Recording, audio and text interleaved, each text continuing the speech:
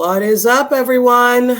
We are back. It is episode 8, Tea Time with Robyn. Holy cats, how did that happen so I fast? know, right? How are you doing today, Robyn?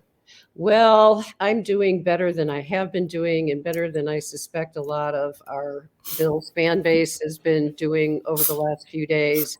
I laughed when you sent me the notes for the meeting, and it was tea time therapy session. Oh, And yeah. I thought about that, and I thought, sort of fits my background as a former psychotherapist in another lifetime. It's going to take probably the off season to dissect all the stuff we have to talk about in terms of how this season ended. We all remember 13 seconds and how that ended. And now we have an ending that was a whole lot different for a lot of reasons. But anyway, I'm here and I'm excited. I also want to say to anybody who's listening or tuning in that we are going to have our podcast, I'm excited to say, during the off season. Yes. T and I just have so much fun doing this. Absolutely. And well, I'm not going to speak for T, but I'm having a really good time. No, this is awesome. I love it. I look forward to doing this, actually. So yeah, I do too. It's like I get up on Thursday morning, it's like I get to hang out with T. Absolutely. Absolutely. So, we kind of discussed it. No, go ahead. You got something? Go ahead. yeah, I was just going to add to that we will be talking a lot during the off season about related topics. One of the things I really want to start doing a deep dive into is the behavioral aspect, the mental health aspect, the emotional aspect of the game, and really do some deep diving into things that went on during this season of chaos. Yes. We have just negotiated our way through. But yeah, let's go. Yeah. So this is, like she said, this is our therapy session because as Bills fans, we have been through it. And I'll take it back to Houston, the Houston game, the 13 seconds, the Kansas City game, the second Bengals game, a lot. This fan base, and I'm not, listen, this is a therapy section, but it's also not woe is me. We're not woe is me fans, so don't twist it as, oh my God, I can't believe you guys are, no. This is a therapy session, excuse me, and we're just getting this off our chest and saying, so what I do, I normally do not go and listen to any podcasts. I try not to listen to podcasts. I try not to get my mind in other people's, put people's thoughts and their opinions on me when I do a podcast before I do my podcast. I try not to do that.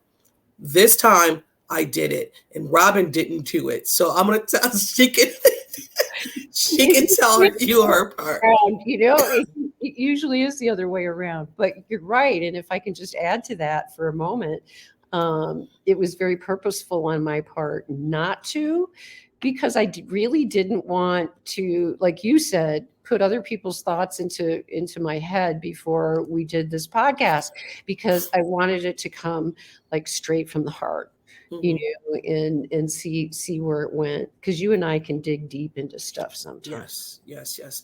I have a quick question. Now this wasn't on there. Yeah. Who's responsible to get the players amped up and fired up? Who do you think that is? I think in terms of who's responsible, well, for one, everybody is, because you have to hold each other up. But it's a good question in terms of if you're thinking about who's sort of monitoring the psychological and mental state of players and their emotional state in terms of getting amped up for games. That's a part of it, but it's also partly your emotional state that needs to be looked at and addressed separately. I think Sean McDermott really carries the load in that regard, because he's always, if you notice him, and I noticed this because that's what we did for a living, he's always paying attention. He's Mm-hmm. always paying attention to what's going on around him. He's always taking stuff in. He's always noticing things. He's always collecting data and putting it in his head, Mm-hmm. and all of that. He's, like I've said on other podcasts, I believe a natural psychologist, and doesn't have the training, but does, some people don't even need the training. They just kind of instinctively have this kind of skill. And he definitely has it. Mm-hmm. But that's who I think I would say most of that rests on. Okay. Okay. Cool. Um, let's just dig right on into it. Like, I be honest, I've been struggling, because the way that they played or didn't play had me, I wouldn't say angry, just let down. As fans, I was let down. I was so, I was so hyped. So I knew they were going to come out. I just knew it. I knew it with everything going on with DeMar. I'm like, DeMar is going to show up. DeMar is going to show up. And he did. And it was just, they weren't aggressive. Their energy was just not there. Energy. You bring up that word. We'll talk about that specific word in a little bit when we talk about Matt Milano, because that's a word that he used. But I couldn't agree with you more.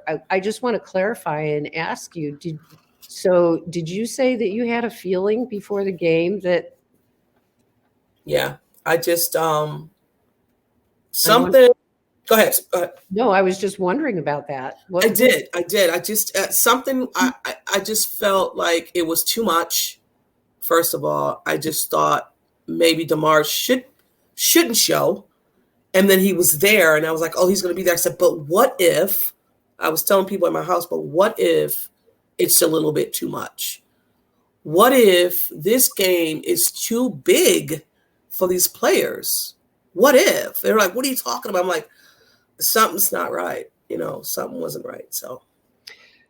Absolutely. And to further go along that road that you're on in terms of what the game presented, the lack of energy that you talk about was pretty evident, like right from the start. I mean, like bang, and they're down 14-0. And that's kind of when I, before the game, had some trepidation. I was trying to not let myself get too high or too low, kind of doing the player thing, in my head. But I was worried. Yeah. And as I've talked about, on previous podcasts, since the incident with Damar Hamlin happened, I think that clearly these players showed, from my point of view, looking at them, they were emotionally exhausted. But I'll even add to that, I don't think it was even just the players, the coaches. Well, everybody. You didn't hear. So Robert Stafford, yes, came out and said that they needed a break. Really? He stated that after that, or maybe before that New England game, they needed a break because they were just spent. Exactly. And if they had gotten a bye week, I mean, I'm not trying to do the if yeah, for sure, no. But I do think it would have been timely for them to have had a bye week after everything that happened. And absolutely, we'll get into this in great detail during the off season. I just want to add to everybody's expectations for what we might be doing in the off season, because these are the kind of things that I would really like to address. Because from my point of view, and I felt much the same way you did, T, there's a disturbing pattern that's starting to emerge. And now we have enough data, in my view. We've seen enough of Sean McDermott. We've seen enough, of this type of defense We've changed offensive coordinators a couple of times, but by and large, for the most part, it's been a steady hoe. But there's something missing in the postseason.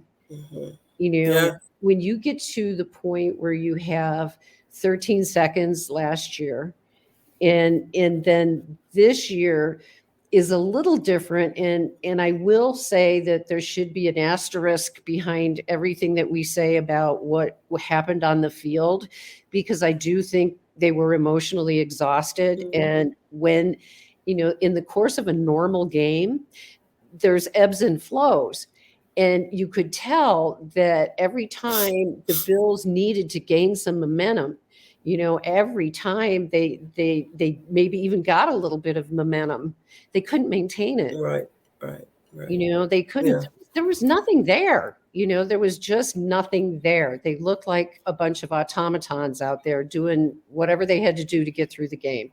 It definitely was again, Brandon Bean did say after Thanksgiving, he's seeing something change in the team.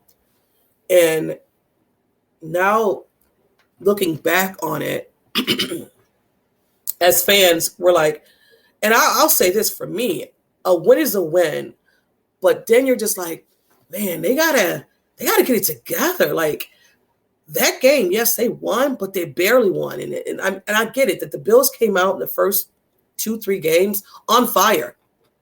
Like, and there was some games where it was just like, why is this game so close? What is going on?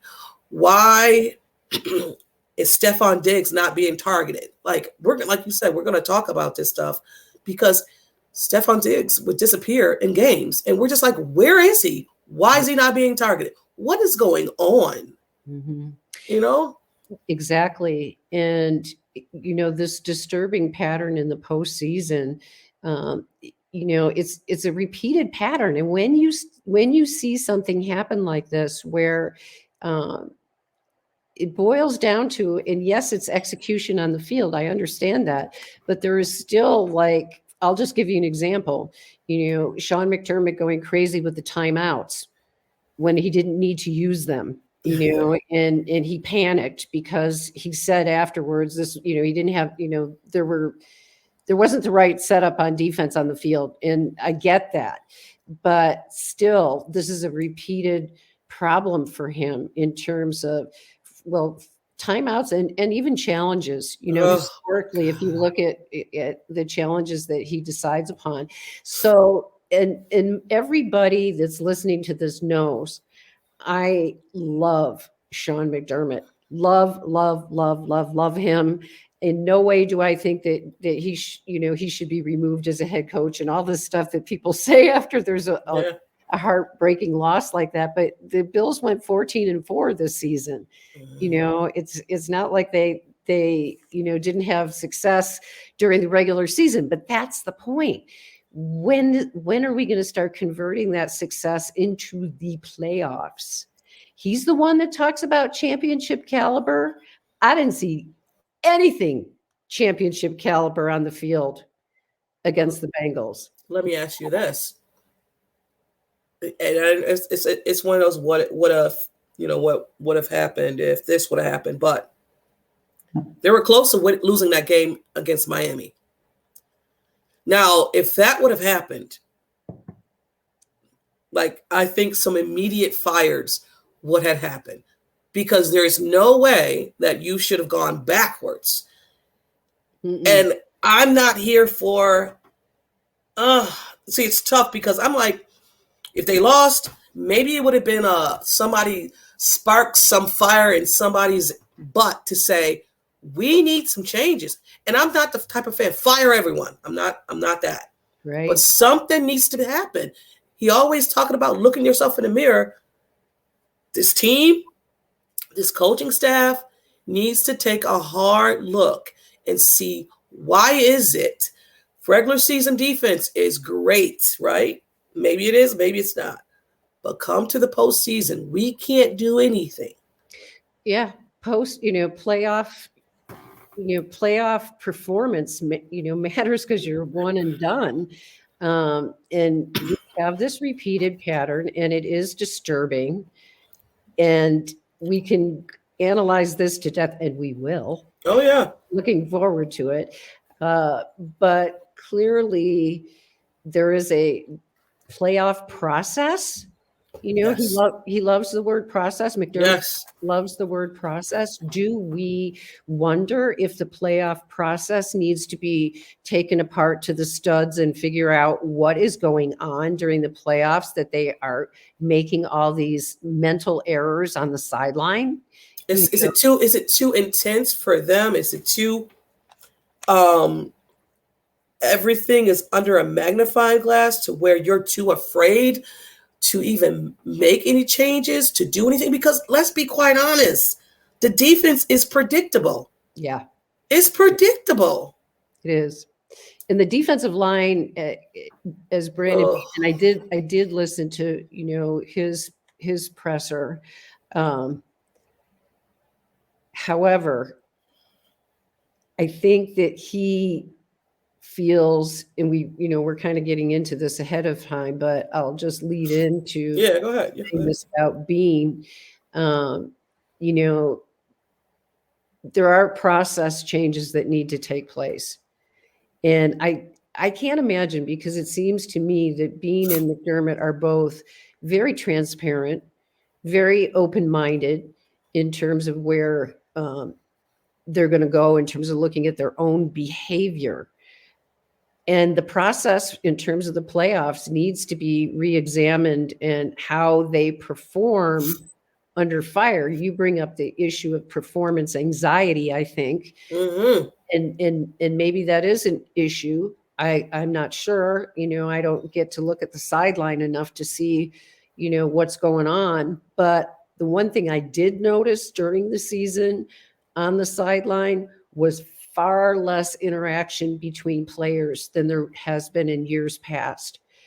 When I was at the Minnesota game, I sat right behind the bench, and I noticed that the players, they were getting the crowd revved up, but they weren't revving each other up.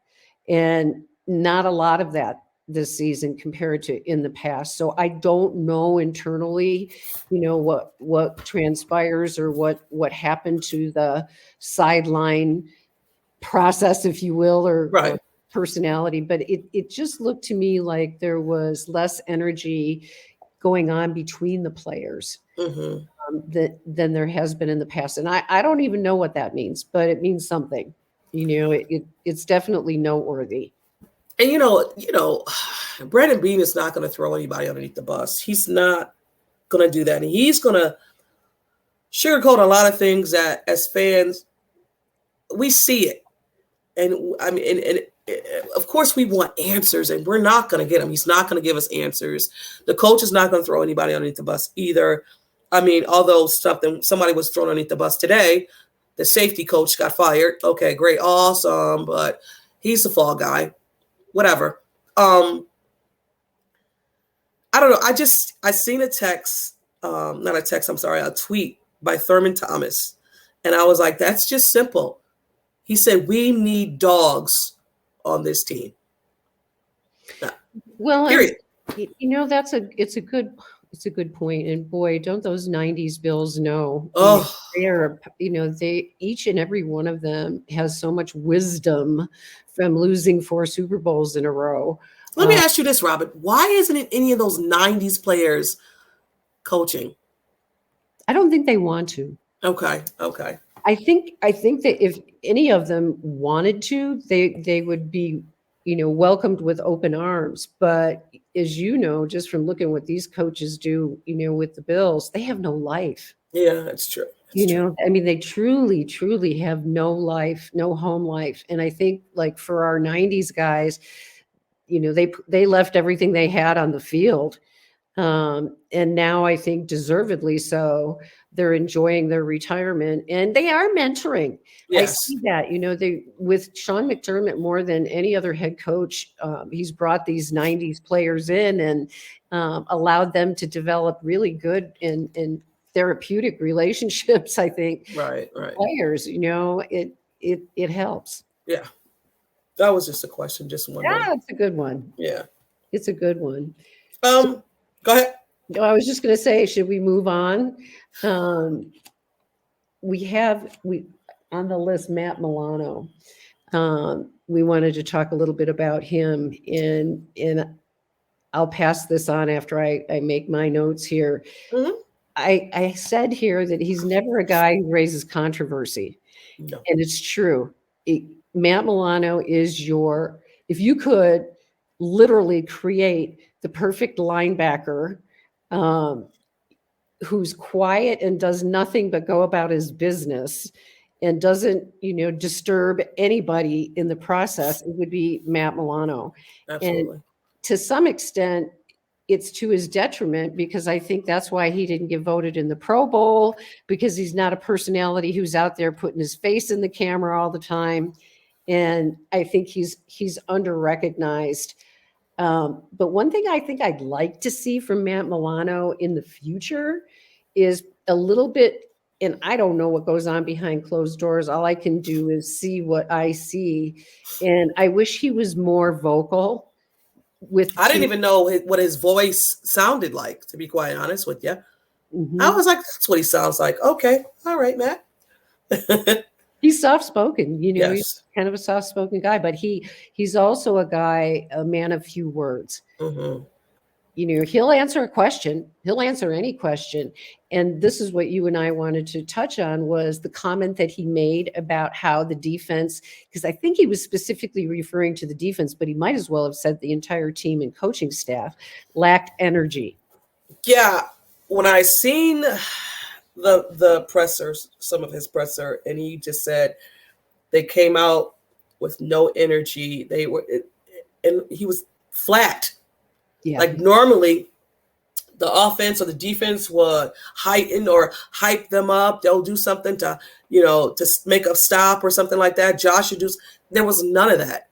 You're feeding off each other, and there was nothing. He said there was nothing. Mm-hmm. And that's like, that says a lot. Like, because you're out there, you're like, okay, I know Josh is going to do something to hype us up so we can go out there and make a stop. And it was nothing. Exactly. It was noticeable, and he nailed it. And he was asked about it by more than one reporter. And really, they wanted him to clarify what he meant by lack of energy. And I think he was himself exhausted at the locker room. When they were talking to him, and he even said they asked him a technical question about the defense, and he basically said, "Look, guys, I'm just like trashed." Right. Basically. I'm paraphrasing, but that's pretty much what he said. And it's understandable. But if a guy like Matt Milano is raising questions like that, then you have to again go back and look at your playoff process, because something isn't right, and it needs to be addressed. It'll be addressed hopefully during the off season.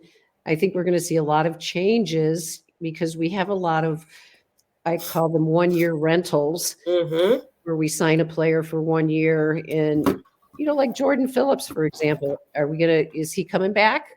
I would rather have Shaq. I mean, I would rather have Jordan Phillips too. And we're going to get at all of that this off season, because those are dogs. And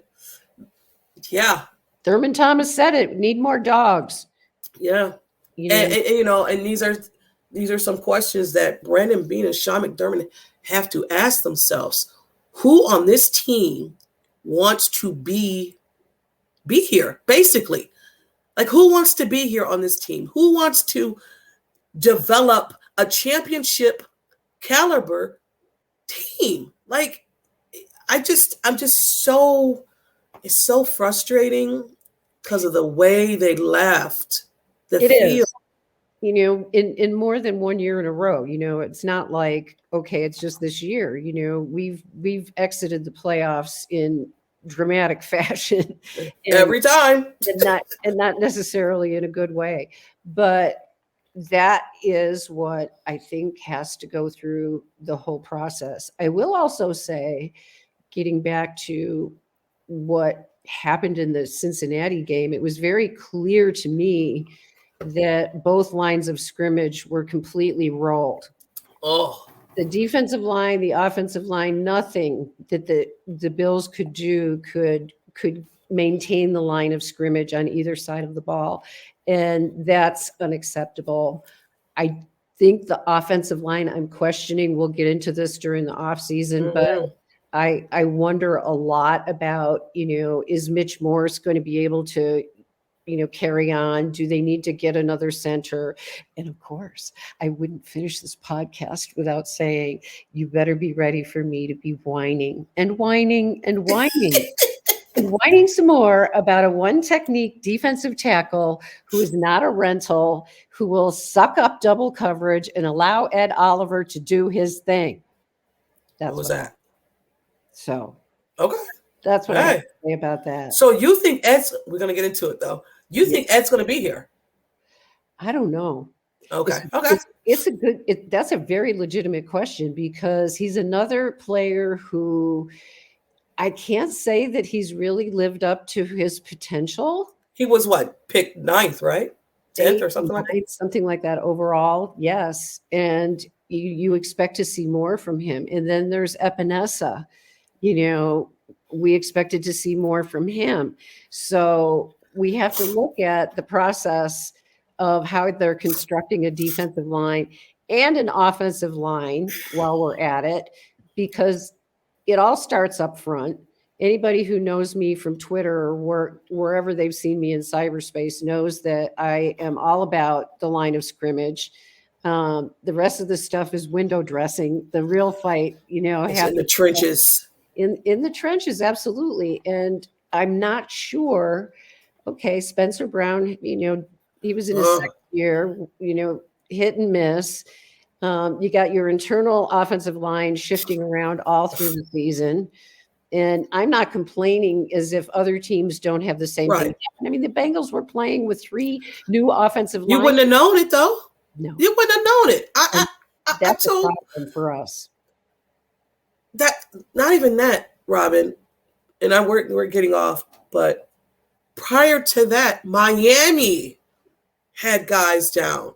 Yes. We didn't get to that quarterback. No, we didn't. And you thought you were going to get to Cincinnati's quarterback, Joe Burrow, who gets the ball out quicker than anybody in the league? Right. And we spent so much money, and I say I know it didn't come out of my pocket, on that defensive line, and it did nothing. It did not live up to expectations, that's for sure. Not enough sacks, not enough, hits, not enough turnovers, not enough. Not enough. We told you, y'all, it's going to be a therapy session. It is. We told you. Session, and it's a therapy session for us. But we can move on because this actually leads into the next part of our discussion that we wanted to talk about, and that was Stefon Diggs. Yeah, man. So how do you feel about that? I'm probably less irritated. I don't know what word to use to describe what most people felt about his reactions on the sideline and after the game and so on. I don't have as much of a problem with it as some people do. And I'll tell you why. I believe that wide receivers like him, that's how they're wired. They are high strung, they are focused, they are driven. And Stefon, he wears his, he wants to win. He's has a competitor. He is to the you know it. We were both going to say the same thing. Yes, to the core. Yes. And here's the deal, though. As passionate as he is, he's not on the field making decisions like Josh Allen is. He has to wait for the ball to come to him. Exactly. And I think that frustrates him when it's not coming his way enough, when he thinks that he could do more on offense. People say that's a sign of selfishness. In his case, I don't think that it is.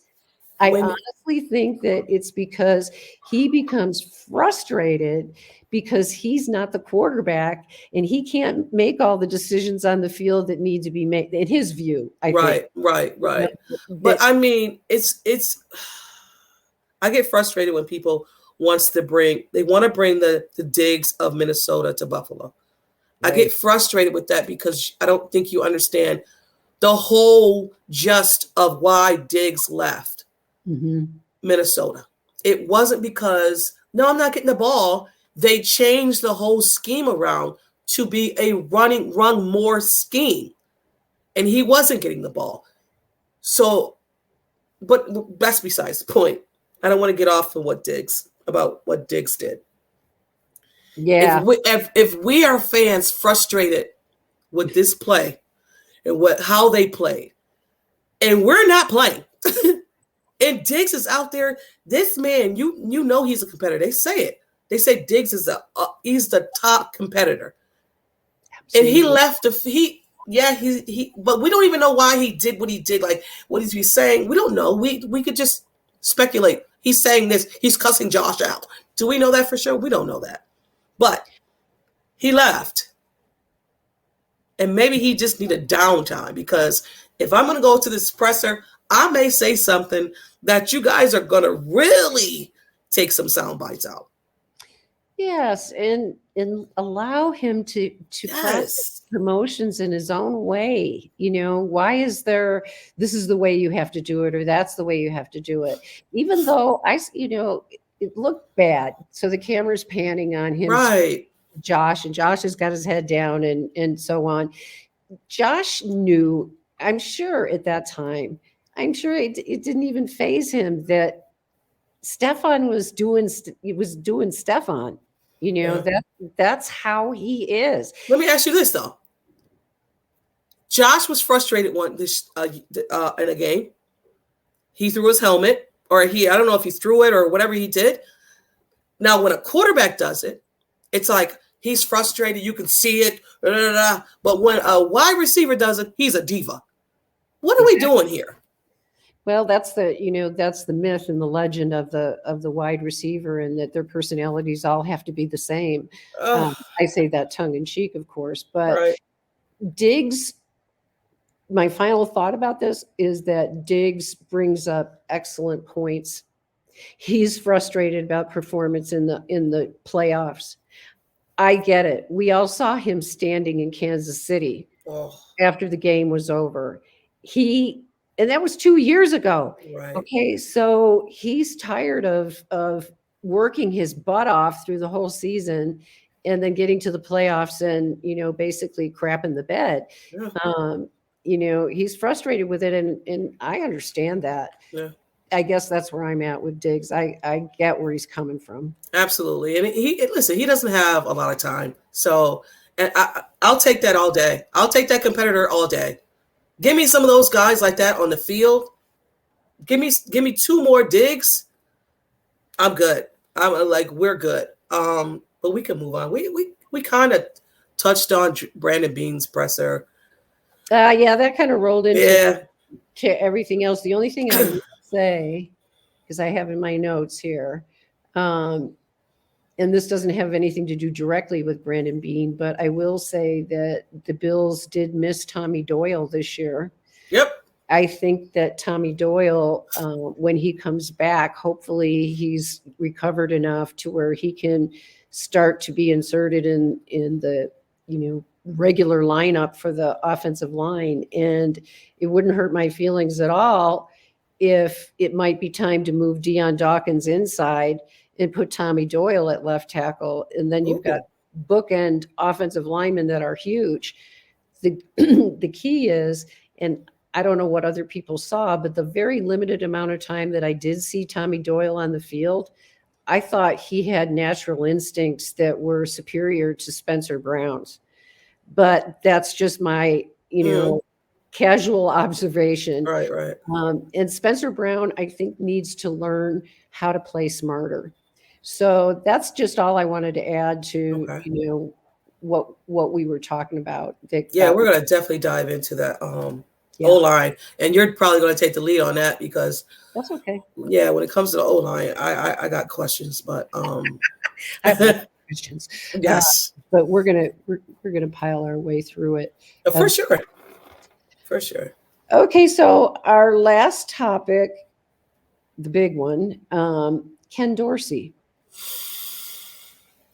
It's such a controversy. Offensive coordinators, they really take a lot of heat. Um, the guy finished 14-4. So let's keep things in perspective. But I'm curious to know, what are your thoughts about him, T?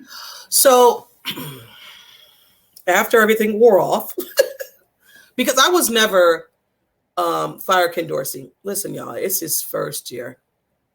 He was going to go through these bumps and bruises. We know he came from an internal hiring. We understood it. Oh man, Robyn, I wouldn't have been so upset, for lack of a better word, if Stephon Diggs wasn't lost in his offense. Because there were times when I'm like, is Steph injured? Because he's not. Like, you would see him first quarter, third, fourth quarter, where's Steph? And then you went and made a trade and brought Nyheim Hines in, and you didn't use him. So I'm like, okay, Ken, what's up, bro? Yeah. You got some of these wide receivers running the same routes, and I'm just like, what is going on? It looked a mess. It did. I never really felt like I had a true grasp of what a Ken Dorsey offense looks like. Because And emotion was gone too. I was hoping for some 2 tight end sets. We didn't see much of that.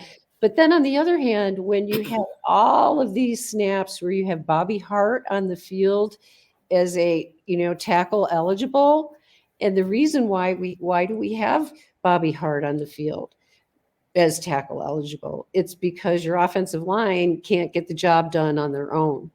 And that's disturbing. I was never in the I hate Bobby Hart camp, but I think that it's certainly a statement, isn't it? That your 5 offensive linemen can't get the job done, so you have to bring in a tackle eligible. Yeah.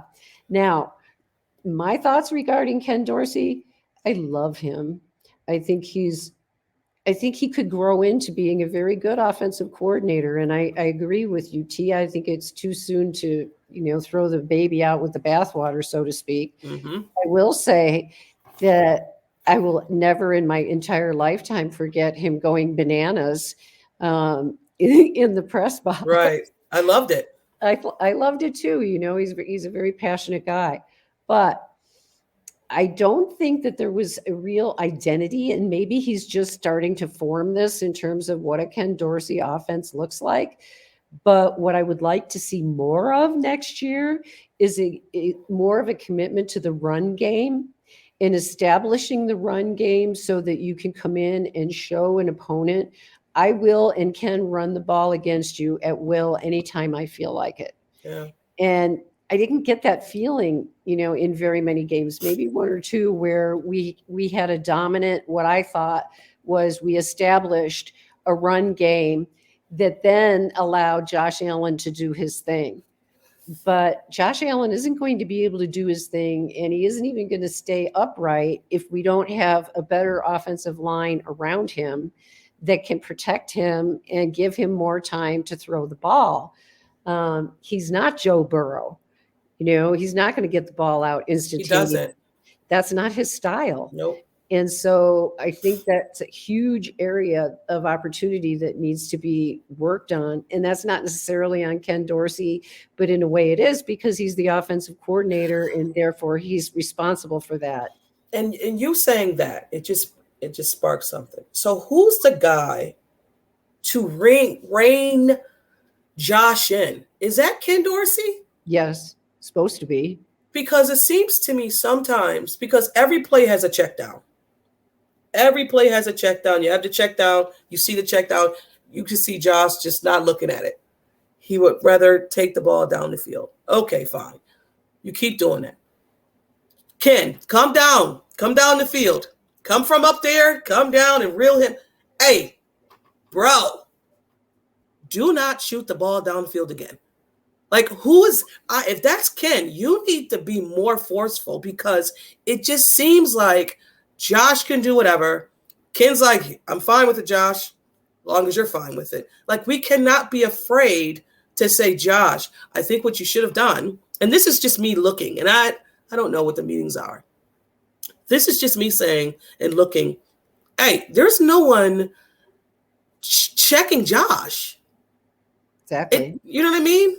I do know what you mean. And it becomes a point where you have to wonder who's gonna sit down with Josh and talk more emphatically about the checkdowns, as you put it, looking for the best play, not necessarily the home run play. Right.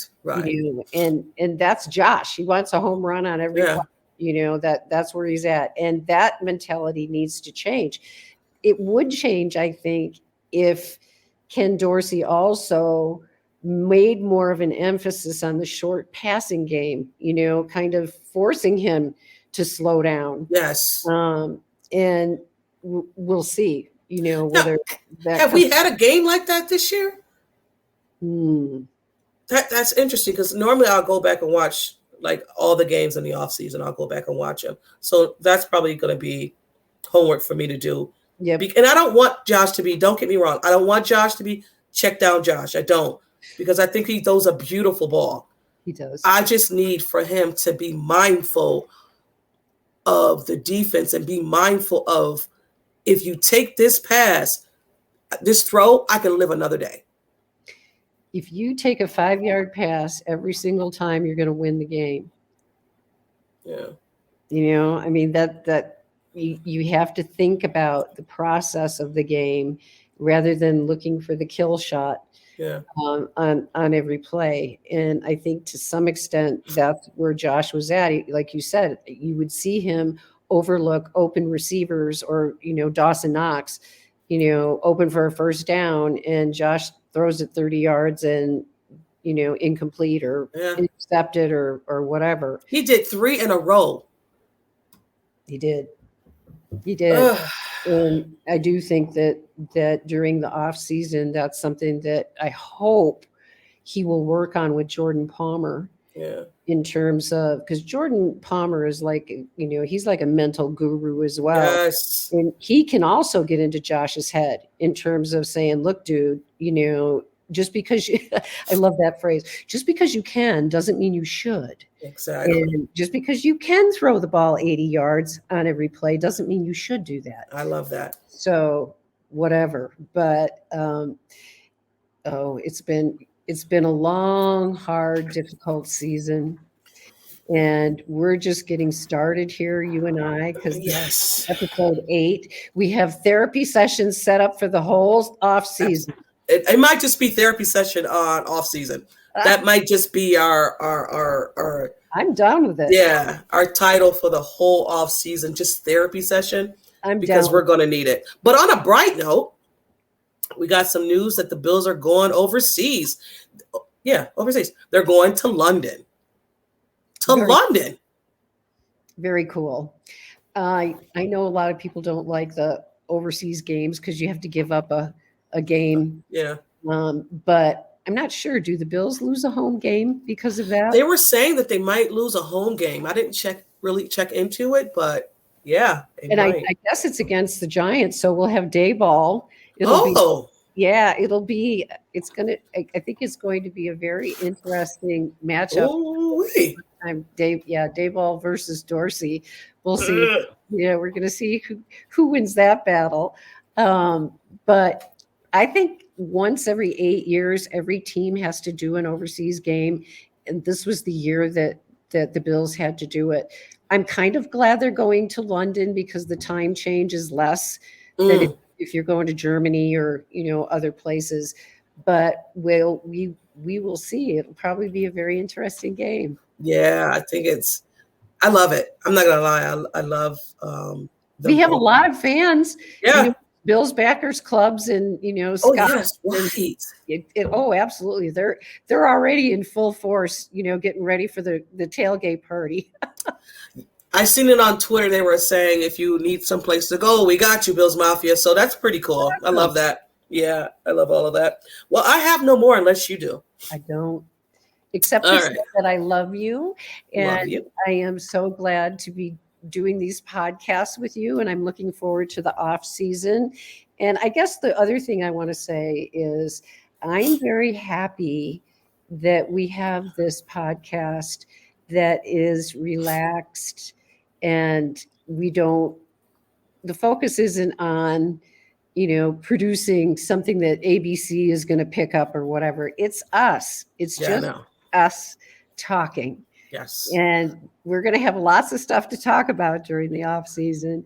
But I want to say thank you for the invitation and all the work you do putting this together, because I deeply appreciate your friendship. I do too. You know how I feel about you. I love you so much. And I appreciate you coming on this journey with me. And it is just the beginning. I love you. I love you. Thank you again. This is going to be so, I don't care if you don't listen. It's their therapy session for me. And I mean, I do care. But it's just it's ours. Okay. Yes. If you want to join us, that's fine. Yes. If you don't, that's okay too. Absolutely. But guys, we appreciate you. Yes. This is not the end of the Buffalo Bills. It's just the beginning. We are just in our feelings, and things are going to change around because they have to. They have to. This team is too good for it to just be done. Brandon Bean, this draft is yours, buddy. We need you to produce. We do. We do. We thank you guys again for listening. And like always, it's Go Bills. Peace out, y'all.